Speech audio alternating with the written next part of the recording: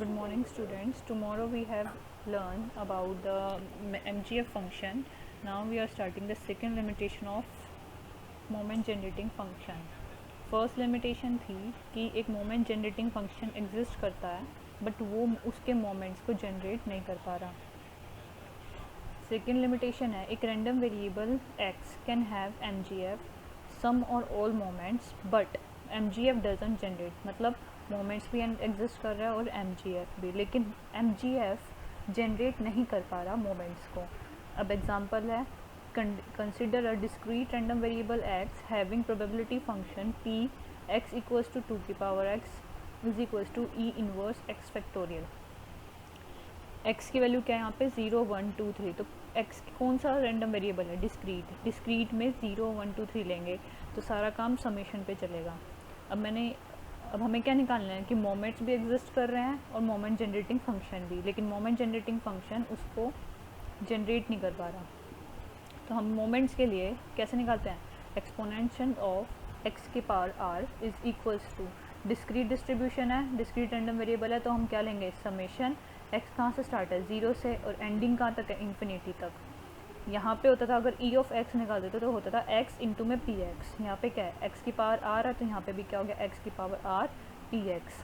लेकिन क्वेश्चन में प्रोबेबिलिटी में क्या बोला है यहाँ पे? x इज इक्वल्स टू 2 की पावर x. तो जहाँ पे भी x चल रहा है वहाँ पे क्या बन जाएगा? 2 की पावर x r, और px क्या बन जाएगा? e inverse by x factorial. तो e inverse by x factorial हो गया.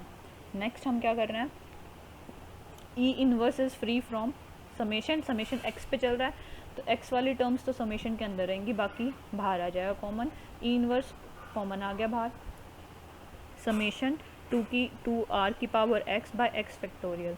तो अब क्या कर रहे हैं? एक्सपेंशन खोल रहे हैं. x को 0 पुट करेंगे, किसी की पावर 0 1, 0 फैक्टोरियल भी 1, तो फर्स्ट टर्म हो गई 1. नेक्स्ट टर्म होगी 1 पुट करो x को, तो क्या बनेगा? 2 की power r by 1 factorial up to so on. ये एक्सपेंशन किसकी बन गई? e की पावर x की. e की पावर x के लिए हम क्या लगाते थे? 1 plus x by 1 factorial, x square by 2 factorial, x cube by 3 factorial. यहाँ पे x की जगह कौन काम कर रहा है? 2 की पावर r, तो e 2 की पावर r बन गया. फिर e दोनों के बेस सेम है तो हम पावर को ऐड कर लेंगे. e ऑफ एक्स आर क्या था?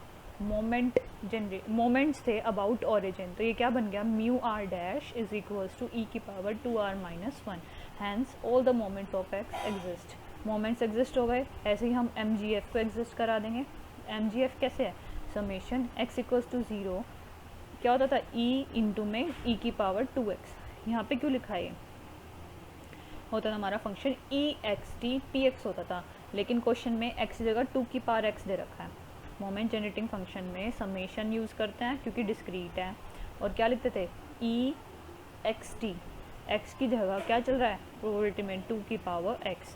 तो हमने यहाँ पे क्या पुट किया है? e 2 की पावर x t इंटू में px क्वेश्चन में गिवन है e inverse by x factorial.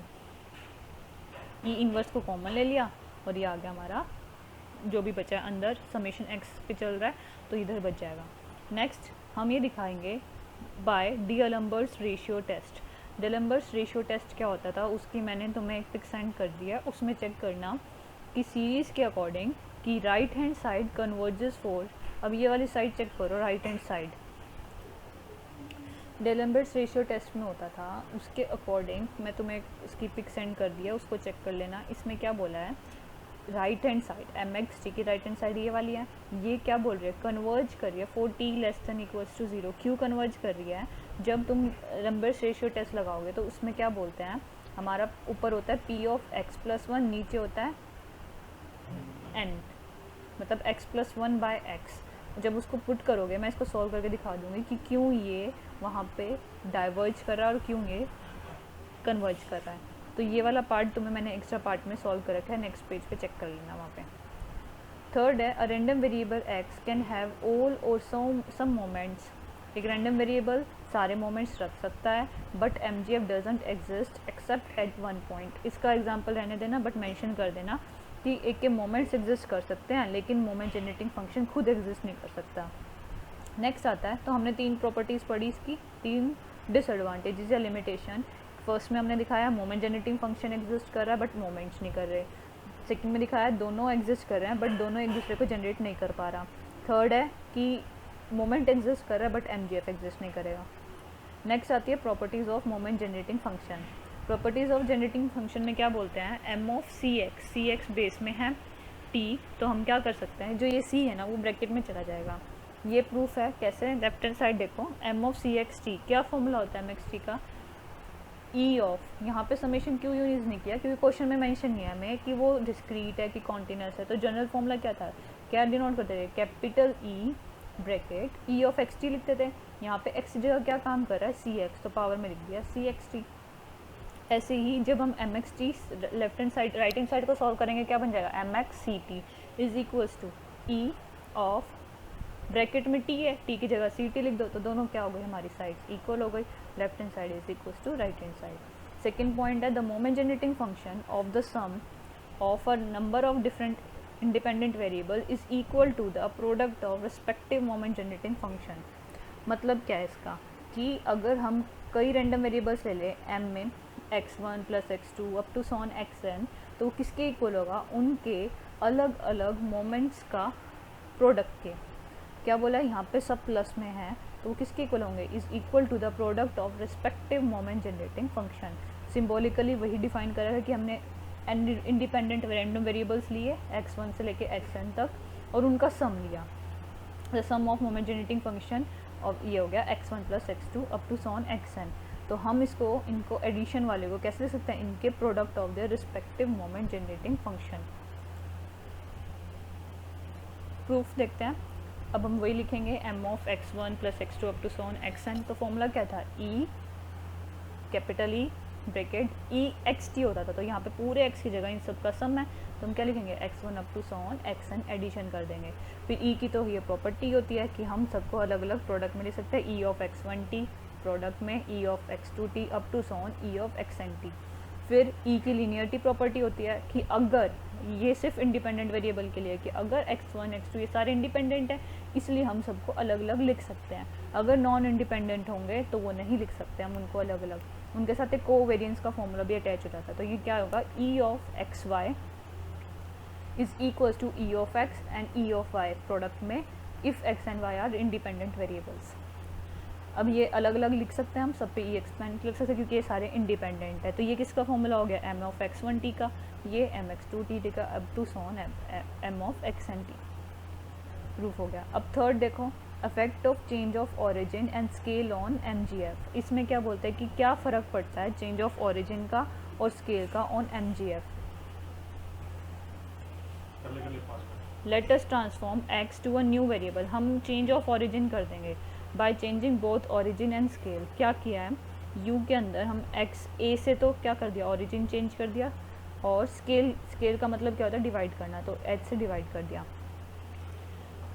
तो m of u t is equals to, हम क्या लिखेंगे यहाँ पे, जो u होता है उसको e ऑफ x t में लिखता है, e ऑफ u t हो गया। u को क्या सपोज किया, x minus a by H T, तो ये फॉर्मूला हो गया। अब दोनों को अलग अलग पावर्स दे दी e की। फिर जो कांस्टेंट है किस पे काम चलता है, हमेशा x पे काम चलता है, तो पहले क्या किया इन्होंने, इधर e को अलग अलग कर दिया और काम e किस पे करता है, x पे, तो ये कांस्टेंट हो गया, इसको बाहर ले लिया, क्या बन गया, e of E X T by H.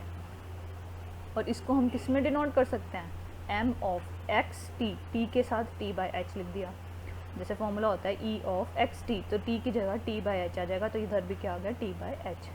In particular if we take a को हम म्यू ले ले, म्यू मतलब अबाउट मीन, और स्केल ले ले स्टैंडर्ड डेविएशन में, तो u क्या बन जाएगा, x minus mu by sigma. ये जस्ट एग्जांपल के लिए कि क्वेश्चंस में कैसे यूज़ करना है, तो हमारा एक ऐसे चेंज हो जाएगा मोमेंट जनरेटिंग फंक्शन। नेक्स्ट है रिमार्क है, e ऑफ z निकाल रहे हैं, z अभी आगे तुम डिस्ट्रीब्यूशंस पढ़ोगे, वहाँ पे z क्या होता था, x minus mu by sigma, तो उसी को ओपन करके दिखा रहे हैं। e सब पे अलग अलग काम कर सकता है, तो e के अंदर जो नीचे बेस में स्केलर क्वांटिटी वो एज इट इज़ बाहर आ जाती है, और लीनियरिटी प्रॉपर्टी के according e of x minus mu भी कांस्टेंट था, तो अंदर क्या बचा 1, e ऑफ 1, e ऑफ 1 क्या होता है 1, तो बचा e ऑफ x भी क्या होता है म्यू, म्यू माइनस म्यू क्या हो गया 0, तो एक्सपेक्टेशन ऑफ z हमेशा क्या होता है 0 होता है। ये दोनों टॉपिक्स हमारे नॉर्मल डिस्ट्रीब्यूशन में यूज़ होंगे 4th यूनिट में, वहाँ पे काम आएगा। वेरिएंस ऑफ जेड, जेड की वैल्यू पुट करो x minus mu by sigma. और तुमने प्रॉपर्टी पढ़ी है, कोई भी कांस्टेंट क्वांटिटी अगर वेरिएंस से बाहर आएगी तो उसका स्क्वायर आएगा, 1 बाय सिग्मा स्क्वायर हो जाएगा। और लिनियरिटी प्रॉपर्टी के according V of X minus V of U, इसके अंदर म्यू कांस्टेंट है, म्यू बाहर आ जाएगा, अंदर बचा V of 1। V of variance of 1 हमेशा क्या होता है, 0 होता है। तो इधर क्या बनेगा, V of X by sigma square. और वेरिएंस ऑफ एक्स को किससे डिनोट करता है, सिग्मा स्क्वायर से ही। तो सिग्मा स्क्वायर से सिग्मा स्क्वायर कैंसिल, 1 आ गया। तो हमने दिखा दिया एक्सपेक्टेशन ऑफ जेड तो 0 होता है और वेरिएंस ऑफ जेड क्या होता है, 1। ये एक्सपेंशन मैंने तुम्हें नोट्स में पहले दे दी थी, तो ये लिखा भी हुआ है, ये स्टैंडर्ड नॉर्मल वेरिएट कहलाता है जेड। एन तो यहाँ पे एन को डिनोट करें नॉर्मल डिस्ट्रीब्यूशन के लिए, 0 पैरामीटर इसके 0 और 1 है। थोड़ा ज़्यादा अच्छे से सेकेंड यूनिट और थर्ड यूनिट में समझ आएगा। नेक्स्ट है statement of uniqueness theorem of MGF. ये क्या कहता है, the MGF of a distribution if exist, तो वो यूनिकली एग्जिस्ट करता है। बस ये जस्ट एक थ्योरम है, यूनिकनेस थ्योरम ऑफ एमजीएफ। अगर एग्जिस्ट करता है तो वो यूनिक होगा, डबल सेम कुछ और नहीं आ सकता, सिर्फ ये ही आएगा। ये क्यूमुलेंट वाला टॉपिक हम नेक्स्ट क्लास में करेंगे, पहले यहाँ तक रिवाइज कर लो।